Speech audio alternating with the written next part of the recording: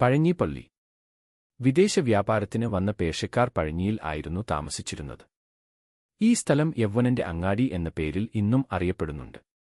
ആദ്യകാലത്ത് ഇവരുടെ ആരാധനാലയം AD 52-ൽ മാർത്തോമാ ശ്ലീഹാ സ്ഥാപിച്ച ചാട്ടുകുളത്തിനടുത്തുള്ള യൂഹൂദകുന്നിലെ വിശുദ്ധ ദൈവമാതാവിന്റെ പള്ളിയായിരുന്നു.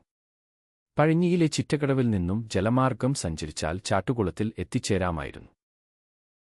ചാട്ടുകുളങ്ങര പള്ളിയിലെ ദൈവമാതാവിന്റെ പെരുന്നാളിന് പഴഞ്ഞി ചിറ്റക്കടവിൽ നിന്നും ചാട്ടുകുളങ്ങരയിലേക്ക് ആഘോഷമായി നേർച്ചയപ്പം കൊണ്ടുപോയിരുന്ന വിവരങ്ങൾ പരിശുദ്ധ പുലിക്കോട്ടിൽ രണ്ടാമൻ തിരുമേനിയുടെ പുസ്തകത്തിൽ രേഖപ്പെടുത്തിയിട്ടുണ്ട്. പഴഞ്ഞിപ്പള്ളിയിലെ ശില്പങ്ങൾ പേർഷ്യൻ ശൈലിയിലാണ് പണിത് ഉയർത്തിയെടുത്തത്. പള്ളിയുടെ മദ്ബഹായുടെ പ്രവേശന ഭാഗത്തും കിഴക്കേ ഭിത്തിയിലും സഭാസ്ഥാനികളുടെയും ഐക്കണുകളുടെയും വേഷവിധാനങ്ങൾ കാണാം. ആദ്യകാലത്ത് പേർഷ്യൻ സഭയിൽ പരിശുദ്ധ റൂഹായെ സ്ത്രീ രൂപത്തിൽ ആയിരുന്നു വരച്ചിരുന്നത്. പഴഞ്ഞി പള്ളിയിലെ മദ്ബഹായിലും സ്ത്രീ രൂപങ്ങൾ കാണാം. ഈ സാഹചര്യങ്ങൾ കാണിക്കുന്നത് പഴഞ്ഞിയിലെ പുരാതന ദേവാലയം 1100-നും 1300-നും ഇടയിൽ പണിയപ്പെട്ടു എന്നാണ്. 1685-ൽ കോതാങ്കളത്ത് ഖബറടക്കിയ പരിശുദ്ധ എൽദോ മാർ ബസലിയോസ് കാതോലിക്ക ബാവായുടെ ഖബറിലേക്ക് ആണ്ടുതോറും തീർത്ഥാടനം നടത്തുന്ന പഴഞ്ഞിക്കാർ ധാരാളം ഉണ്ടായിരുന്നു. ഈ തീർത്ഥാടകർ മുഖേന ലഭിച്ച പരിശുദ്ധ ബാവായുടെ തിരുശേഷിപ്പാണ് പഴഞ്ഞി പള്ളിയിലെ പ്രധാന പെരുന്നാൾ, മുത്തപ്പന്റെ പെരുന്നാൾ എന്ന് അറിയപ്പെടുന്നത്. പഴഞ്ഞിപ്പള്ളിയുടെ തെക്കുഭാഗത്ത് സ്ഥിതി ചെയ്യുന്ന ഇപ്പോഴത്തെ ചാപ്പൽ പള്ളി പഴഞ്ഞിയിലെ ആദ്യ ദേവാലയമായി 4-ാം നൂറ്റാണ്ടിൽ തന്നെ ഉപയോഗിക്കപ്പെട്ടിരുന്നതായി അറിയപ്പെടുന്നു. കേരളത്തിലെ ഏറ്റവും പഴക്കം ചെന്ന വിശുദ്ധ ഗീവർഗീസ് സഹദായുടെ പേരിൽ പ്രതിഷ്ഠിക്കപ്പെട്ട ദേവാലയമാണ് ഇന്ന് പ്രധാന പള്ളിയുടെ തൊട്ടടുത്ത് തന്നെ നിലനിൽക്കുന്നത്. പഴയ പള്ളിയുടെ വടക്കും തെക്കും ഭിത്തികളിൽ ഇലച്ചാറുകൊണ്ട് നൂറ്റാണ്ടുകൾക്ക് മുൻപത്തെ അതിമനോഹര ചുമർ ചിത്രങ്ങളുണ്ട്. 17 നൂറ്റാണ്ടിൽ ദേവാലയത്തിന്റെ വടക്കേ പടിപ്പുറമുകളിൽ വൈദിക വിദ്യാർത്ഥികൾക്ക് പരിശീലനം നടത്തുന്നതിനായി ഒരു മൽബാൻ പാഠശാല പ്രവർത്തനം ആരംഭിച്ചു.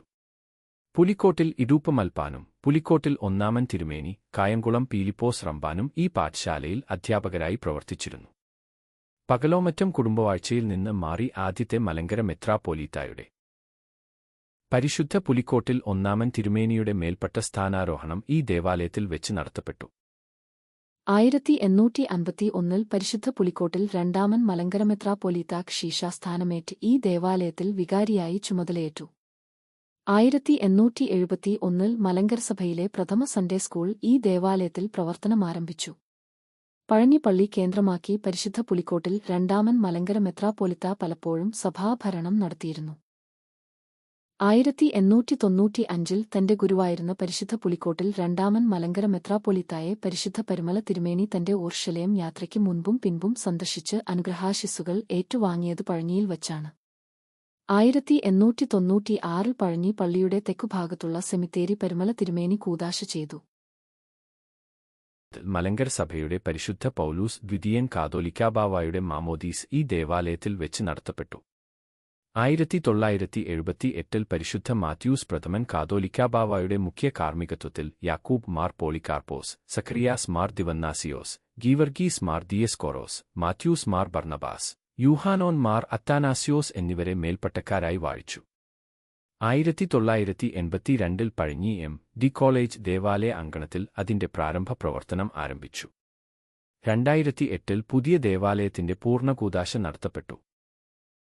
മലങ്കര സഭയുടെ എക്കാലത്തെയും കരുത്താർന്ന ഉരുക്ക് കോട്ടയെന്ന് പരിശുദ്ധ മാത്യൂസ് പ്രഥമൻ കാതോലിക്കാ ബാവായാൽ വിശേഷിപ്പിക്കപ്പെട്ടിട്ടുള്ള ഈ ഇടവകയിൽ നിന്ന് വിവിധ കാലഘട്ടങ്ങളിലായി 9 ഇടവകൾ സ്വതന്ത്രമായിട്ടുണ്ട്.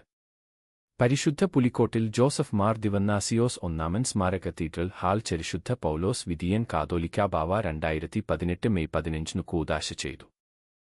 1904-ൽ മലങ്കര മെത്രാപ്പൊലീത്തായായിരുന്ന പരിശുദ്ധ പുലിക്കോട്ടിൽ രണ്ടാമൻ അഭിവന്ദ്യ കുറിയോക്കോസ് മാർ ഗ്രിഗോറിയോസ്, പരിശുദ്ധ പാമ്പാടി തിരുമേനി, പരിശുദ്ധ ഔഗേൻ പ്രഥമൻ കാതോലിക്കാ ബാവ, അഭിവന്യ യൂഹാനോൻ മാർ സേവേറിയോസ് മെത്രാപ്പൊലീത്ത, ഇടവക മെത്രാപ്പൊലീത്തായായും ശ്രേഷ്ഠം നിയുക്ത കാതോലിക്കായായും കാതോലിക്കാ ബാവായായും പരിശുദ്ധ ബസേലിയോസ് മാർ തോമ്മ പൗലോസ് വിദിയൻ കാതോലിക്കാ ബാവ.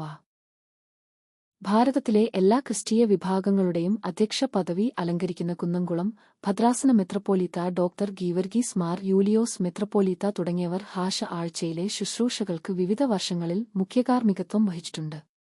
ഏറ്റവും പുതിയതും ശ്രദ്ധേയവുമായ മെത്രാഭിഷേകം നടന്നത് 2022 ജൂലൈ 28-നാണ്.